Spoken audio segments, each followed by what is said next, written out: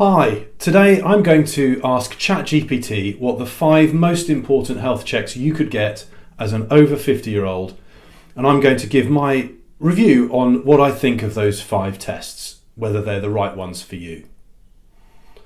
Why should you listen to me? Well, I'm David Stokes. I'm a GP trained in Cambridge who's been working for the last 15 years trying to optimise people's health, keep them well and give them a long and healthy life. Let's dive right into what ChatGPT thinks are the 5 most important health tests. So, number 1, blood pressure check. Okay, well, I can definitely buy into this. Blood pressure is one of the key drivers for cardiovascular disease, and cardiovascular disease is the leading cause of death internationally. So I certainly think that having your blood pressure monitored, at least to assess sort of fairly regularly that it isn't too high, would be a good idea for keeping you healthy a bit longer. I could dive into that in more detail. We'll probably go into that in a future video. Number 2, blood sugar screening. In this case, they're really looking to see people who are developing type 2 diabetes. This is the type of diabetes which occurs a bit later in life. More generally, it's also associated with lifestyle factors such as being overweight, having a less than healthy diet, and particularly we're finding more and more about the fat being stored in unhealthy places, so around the organs. This is an important one, I agree. Whether everyone needs to have this test or not, well, you might choose dependent on your family history, whether you are developing any symptoms, but also based on your body size and how much fat you're carrying and where you're carrying it. Some other things which might suggest you go for a sugar test earlier. I think some ethnicities, for example, find that they develop type 2 diabetes perhaps a little sooner than other people of the same weight. So there are some things that would direct me to get that, but certainly it's not a bad test to have done at least occasionally or as a one-off, just to make sure you're not running into diabetes or pre-diabetes, which is its precursor, because there's an awful lot that you can do in terms of your lifestyle to prevent developing more problems as a result of that, and even catching it early and following a really healthy diet, losing a good amount of weight, you can reverse the diabetes and avoid those things altogether. So I think that's not a bad test to go for. So on their next on their list, number 3, so cholesterol tests. Cholesterol is an important one. A lot of people get very tied up on cholesterol in itself, but for me, when I'm looking at a cholesterol, it's one of a range of risk factors for developing cardiovascular disease. That's heart attacks, strokes, and diseases of the blood vessels.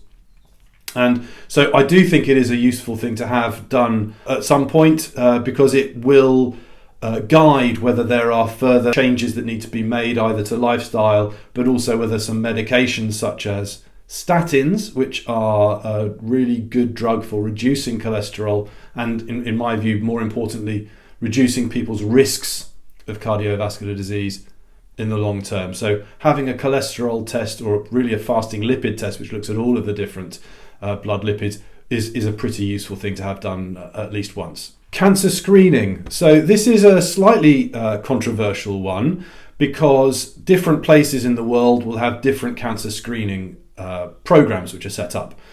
Now, for a screening test to be useful to people, it needs to capture a disease at an earlier stage than it would otherwise be detected. It needs to have a disease which, if you catch it at an earlier stage, you stand a better chance of being able to survive longer as a result of any treatment that you have. And also it needs to look at what your system is able to deliver. So it's pointless finding out that you've got some strange disease and you find out early, but your system doesn't have the means of treating that. So all you would end up doing is living a longer time in fear. Let's think about what cancer screening they have in the UK at the moment, and largely that bowel cancer screening. There are poo testing kits which are sent out later on in life. There is the cervical cancer screening. It used to be called smear test. It's now testing largely for the virus that drives the cervical cancer. and breast screening with mammography. Those are the common ones. There are a few others locally, such as lung cancer screening in certain places with people who have a higher risk of developing cancer, but that's not been rolled out universally.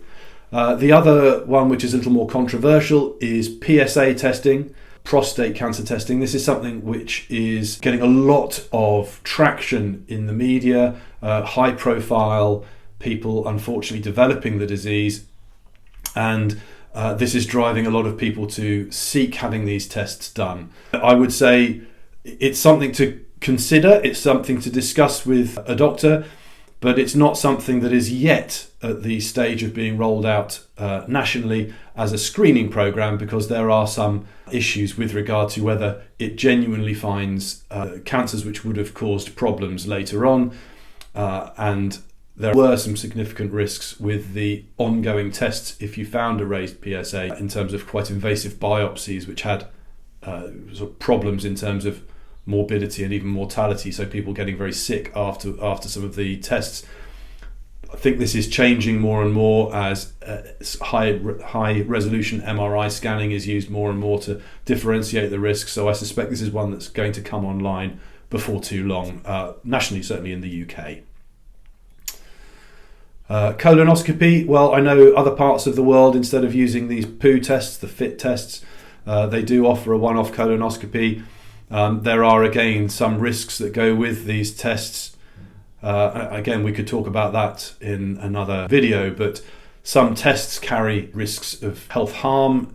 So for example, X-rays and CT scans, they are exposing you to a radiation which can, rarely happily, but it can cause cancers. And again, if you're scanning thousands and thousands of people, then the chances are you're going to cause some health problems for one or two of them. So next on the list that ChatGPT came up with was liver and kidney function.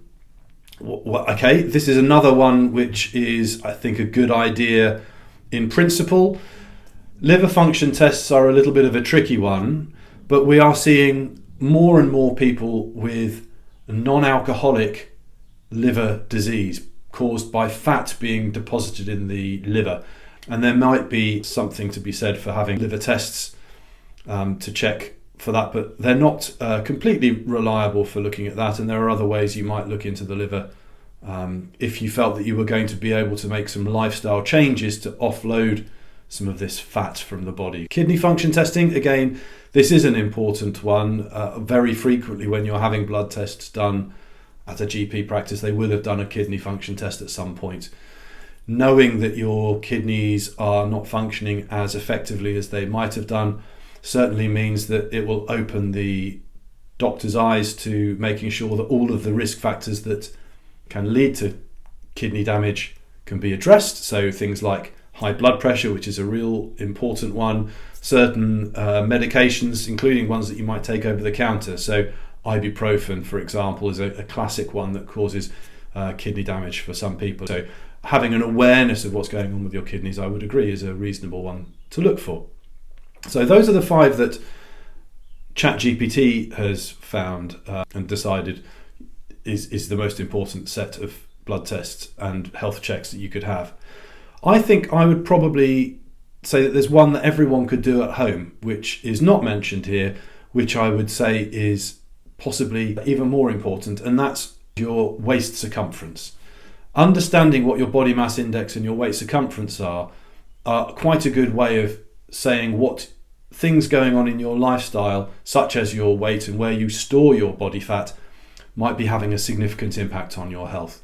And so I would say that looking at those, and I'll put a reference in the notes below so that you can see where you can find what your body mass index and your waist circumference ought to be healthy. And that would be something you could do at home and would be well worth looking into. In general, I think that there are so many different things that you can do to look into your health, it can be overwhelming. And certainly when I'm seeing patients, I like to think about what's important for them, what health conditions are likely to affect them, and then fine-tune what tests they might have to look at the things that we can change that are going to help them lead a longer and happier life.